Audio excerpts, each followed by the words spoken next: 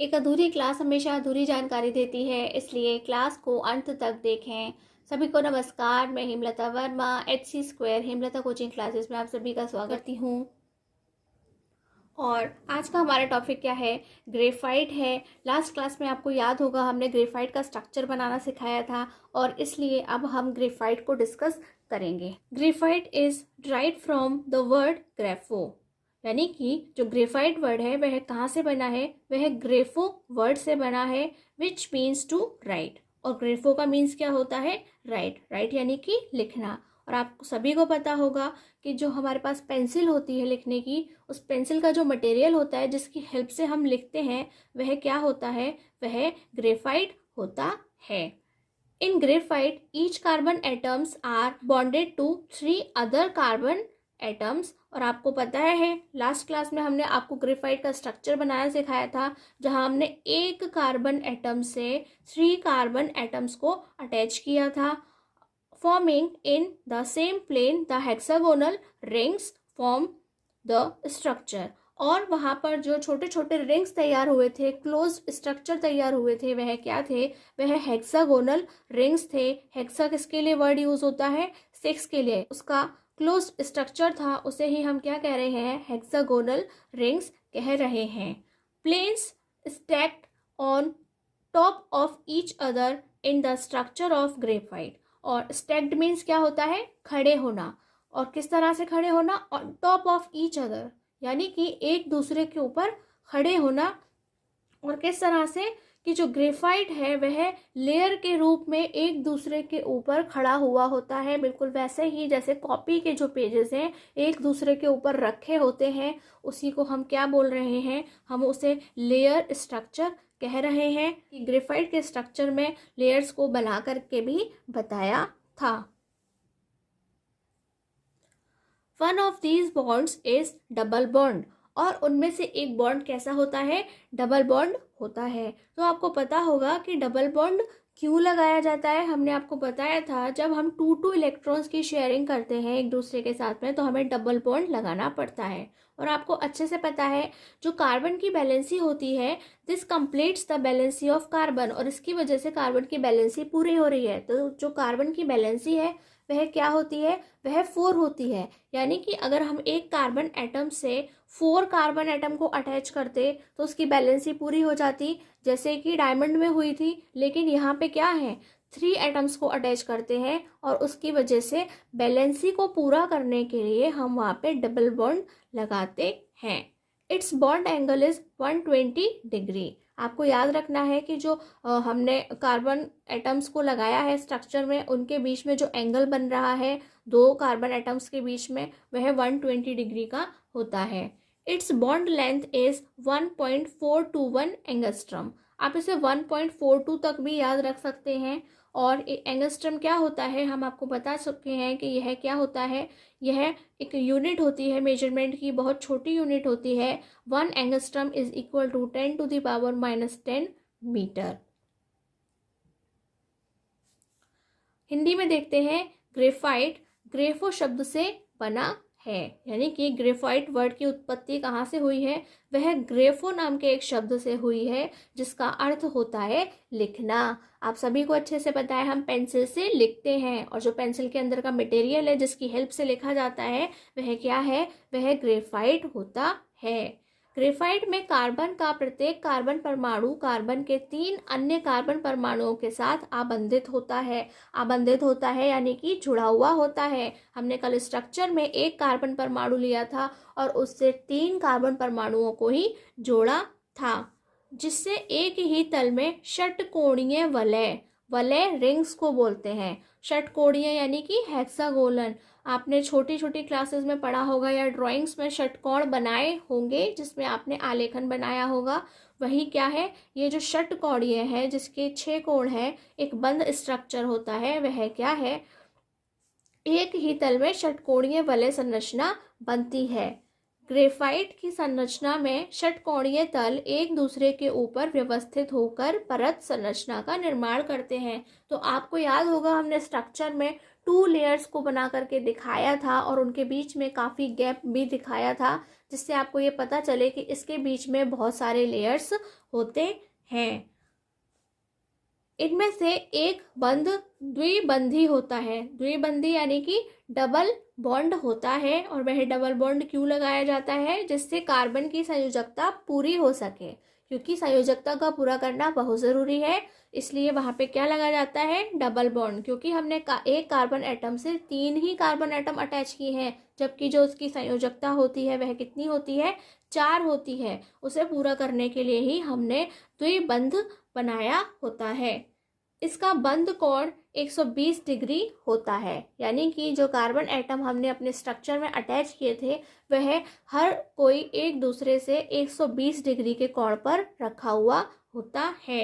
इसकी बंध लंबाई 1.421 एंगस्ट्रम होती है, यानी कि 1.42 तक भी आप इसे याद रख सकते हैं। और एंगस्ट्रम क्या है? ये नापने की एक बहुत छोटी इकाई होती है।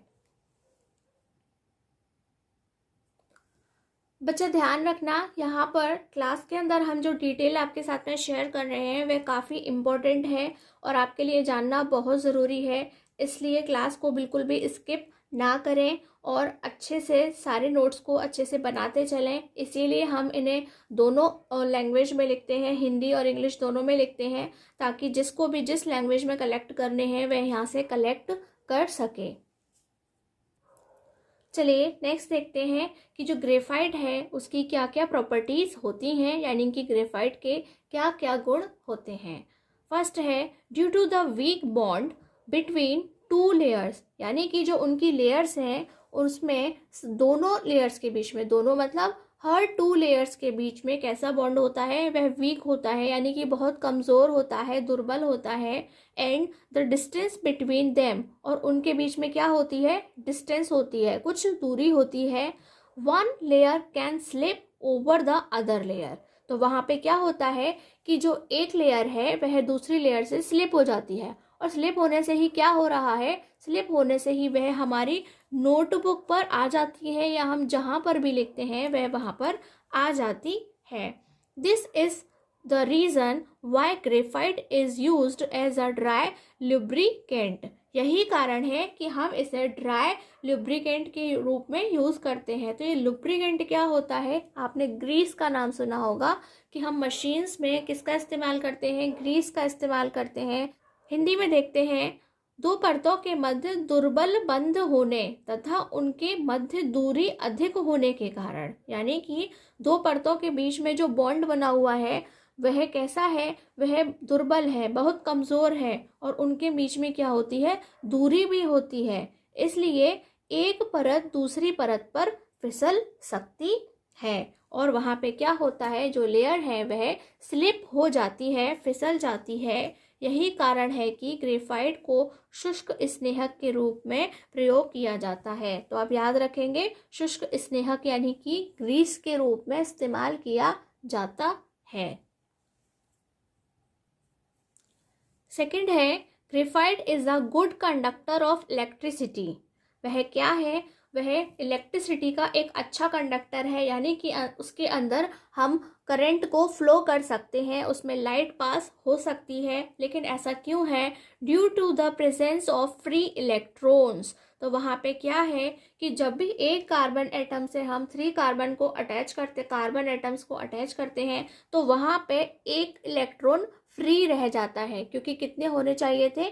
4 होने चाहिए थे, और एक इलेक्ट्रॉन क्या है? वह फ्री रह गया। और जो हमारे जो करंट फ्लो किसकी हेल्प से होता है? इलेक्ट्रॉन्स की हेल्प से होता है। तो जहाँ पर भी इलेक्ट्रॉन्स फ्री होते हैं वहाँ पे करंट फ्लो हो जाता है।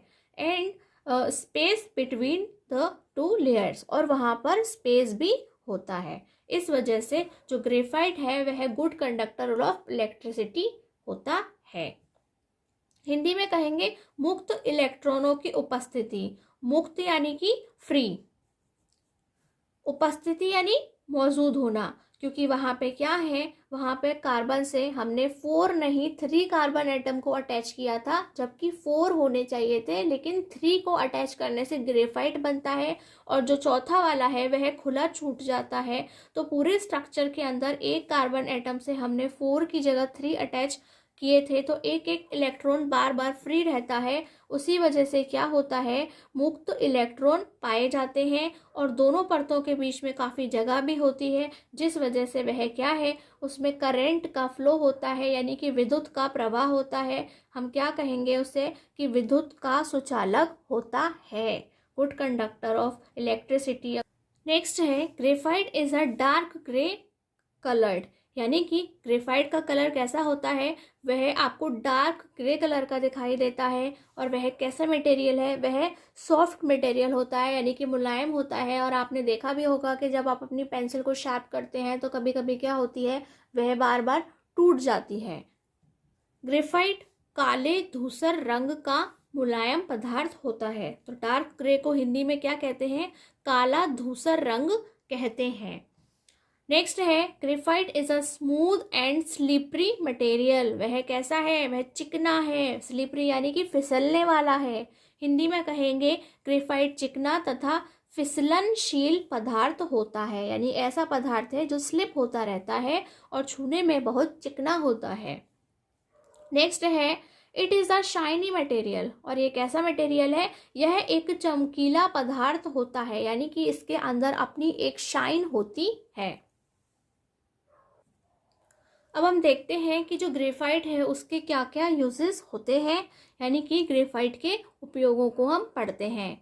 फर्स्ट है, सबसे पहले सभी बच्चे बता देंगे कि वह कहाँ इस्तेमाल होता है, पेंसिल बनाने में यूज़ किया जाता है। Graphite is used in pencils, graphite pencil में प्रयुक्त होता है।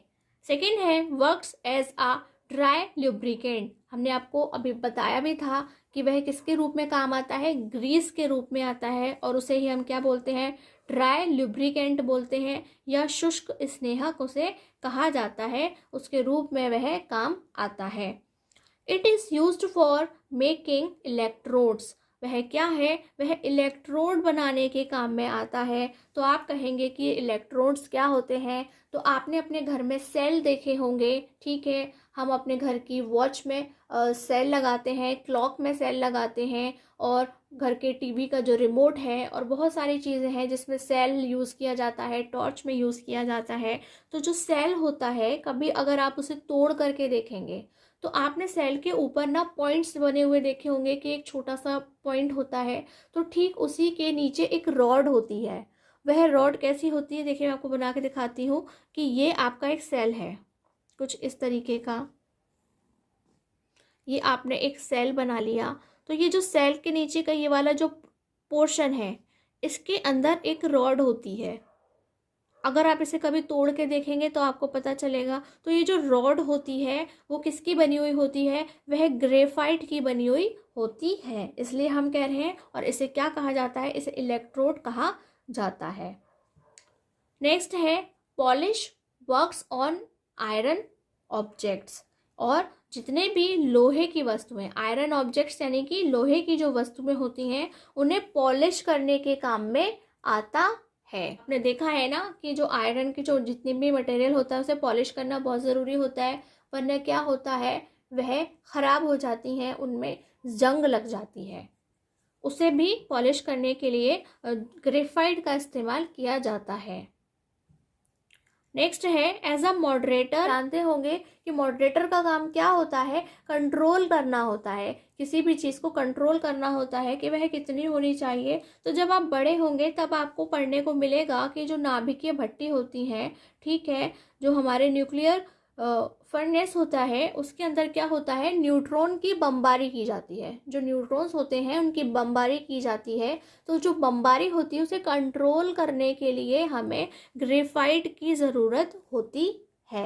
आज का ये टॉपिक आपको कैसा लगा हमें ज़रूर बताएं, और यदि आपको ये क्लास पसंद आई हो तो प्लीज़ हमारे चैनल को लाइक करें और बेल आइकन को प्रेस करें, जिससे आपको हमारी क्लास की तुरंत सूचना मिल सके। आज की क्लास में बस इतना ही। नमस्कार, धन्यवाद।